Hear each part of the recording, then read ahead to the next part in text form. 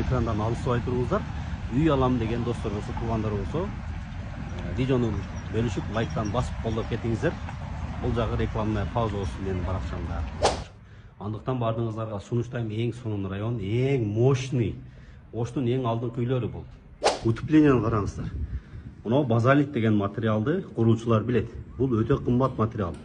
Азыр жамандаш эмес, башка компаниялар пөк коюп коюшу мүмкүн, пенопласт. Ак, баягы жеңил. Же болбосо совсем койбой эле коюшу мүмкүн да. Кече жакында Ташкентке барып келдим, Өзбекстанда. Туугандар, ал жакта эң алдыңкы этаждар 51-чи кабатка чейин курулуп атыптыр, аркасы 20-25-чи кабат. Биз азыр 14-чү кабатта имарат салып, ушундай бир мындай түшүнүк болуп калды да, кантип чыгам, лифт өчүп калат, свет өчүп калат деп. Жок туугандар. Биз мына ушундай темпте кетсе, мамлекетибиз биз дагы буйруса 50 кабат эмес, 60-70 кабатка чейин курабыз буйруса. Мен азыр Ош шаарындагы мага жаккан эң жактырган мындай районда турабыз да достор. Бул район кайсыл десеңиздер, бул Грен-завод, эски Грен-завод. Асмат Масалиев көчөсү болуп калат, Юго-Востокко бараткан жол мына ошол Грен-заводдогу круговой. Жанында Акбура дарыясы бар, Токтогул паркы бар да. Эң мындай тыгын, унаа тыгын жок, базар жок, мындай баягындай Ташкенттегидей район деп коем да, унаа тыгын дагы жок, ызычуу дагы жок. Жанында эс алуучу бактар, Акбура дарыясы, мектептер, окуу жайлар, эң сонун район. Мага өтө жагат. Азыр дал ушул жерде Ихлас курулуш компаниясы куруп аткан мына үйдө достор. 3 комната, 104-87, почти 105 квадрат метр, 3 комнат батир сатылат. Районду көрдүңүздөр. Эң таза район. Оштун эң престижный району, унаа тыгын аз, нерв азыраак кетет турган район. Азыр ушул 2025-жылдын күз айынан уже ээлерине тапшырылат. Сатыла турган квартирага азыр толук кирип маселеге планировкасын жана башкаларын толук айтып, андыктан экрандан алыстабай туруңуздар. Үйдүн баасына келсек, достор, эң арзан салыштырмалуу, эң арзан шашылыш болгонго жараша арзан болуп атат. Дагы бир жаккан жери бул үйдүн мына негизги жол, мына унаалар өтүп атат го, негизги жолдон боюнда эмес да, бир аз ичкери кирет.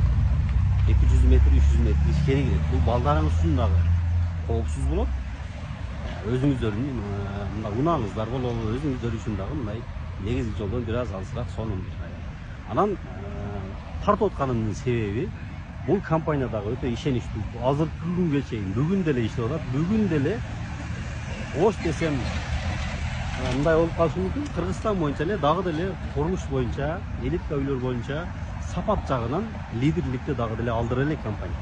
Курулуштарына келсек, кирпичтен азыр курулуштарды баарыңыздар байкап атасыздар, андай пор менен мындай газоблок дейби, газобетон дейби, кандай айтылышын толук билбей атам, ошондой менен эле куруп коюп атат.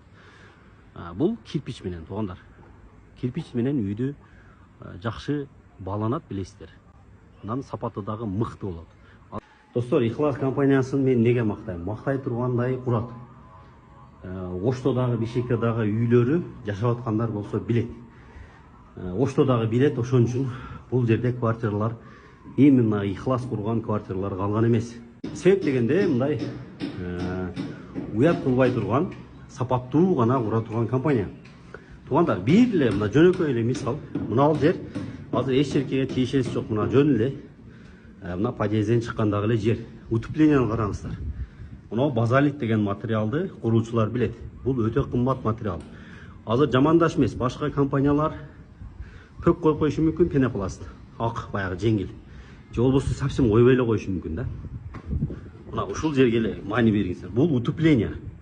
Сыртынан дагы болот бул, сыртынан. И мына ушундай жерлерден, кошуналардан дагы да. Кошунадан, сырттан звук эч кандай угулбайт. Дагы бир башка немеси, потолоктор дагы ошондой. Утепление болуп, арматура ташалып, анан бетон куюлат. Полу, потологу дагы дубалы, сырты, кошунасы эч кандай термис да, мынча айтканда термис, жайында салкын болот, кышында жылуу болот достор. Анан мына азыр как раз мына айнектер коюлуп атыптыр. Айнектин материалдары дагы бул анча-мынча компания колдонбойт буну достор, ачыгы. Кеше жакында Ташкентке барып келдим, Өзбекстанда. Тугандар, ал жакта эң алдыңкы этаждар 51-ci кабатка чейин курулуп тур, аркасы 20-25-ci кабат.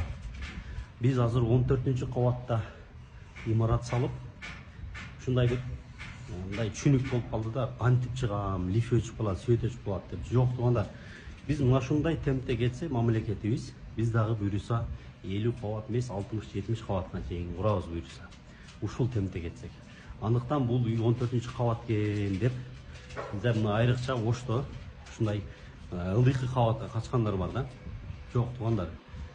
Мен мисалы наоборот бийик этажга качам. Себеп дегенде бийик этажда абасы таза болот дагы, баягы бизде Ошто чымын чиркей деген нерселердин баары эч нерсе чыга албайт. Бул бир. Экинчи тарабынан ден соолукка. Мен лифт болсо дагы атайын тепкич менен жөө көтөрүлүп чыгам. Мына кан айланып. Эми шаарда жашагандан кийин кыймыл аз болот экен адамдачы. Ошого кичине кан айлансын деп, ушундай ден соолукту түшүнгөн адамдар керек болсо эртең менен кечинде чыгып басып чуркап шаарда айланып жүрүшөт да. Мына ушул алсаңыздар ден соолукка эле жакшы, ден соолукка эле пайда болот достор. Андыктан баардыгыңыздарга сунуштайм, эң сонун район, эң мощный, Оштун эң алдыңкы үйлөрү болот. Так, тугандар, кирип келгенде мына жерге лифт болот, грузовой, пассажирский, 2 лифт болот. Жана айтып өткөндөй, утеплениени көрдүңүздөр, мощный. Мына ал жер кире бериши да үйдүн. Кирдик, бисмилла, киргенде мына холл. Мына ал жерде кошнаңыздар, мына ал жерде силер, эгер үйдү алып калсаңар. Болду. Экиле үй.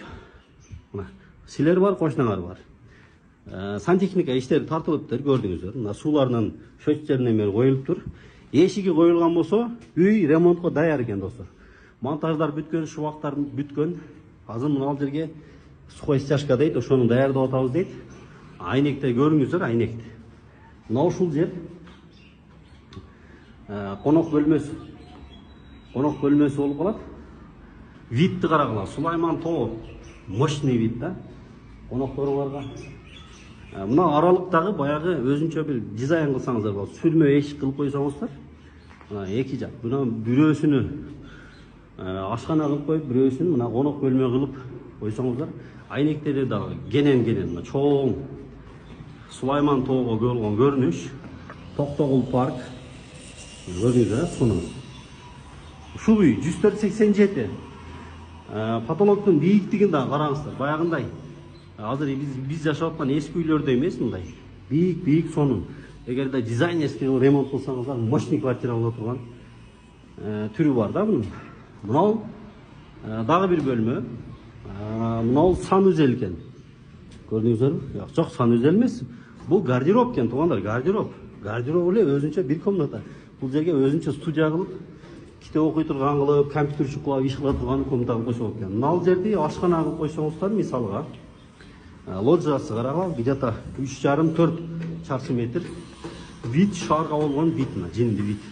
Аксамат Масалиев көчөсү, Сулайман тоо, бул жагда Токтогул парк, ушундай. Утепленияларды айтып өттүм.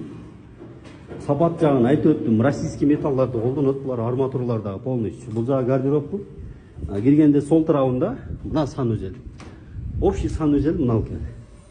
Ошол. Анан мына баягы спальный деп коелу. Спальныйдин өзүнчө мындай чоң бир 6 чарчы метр да.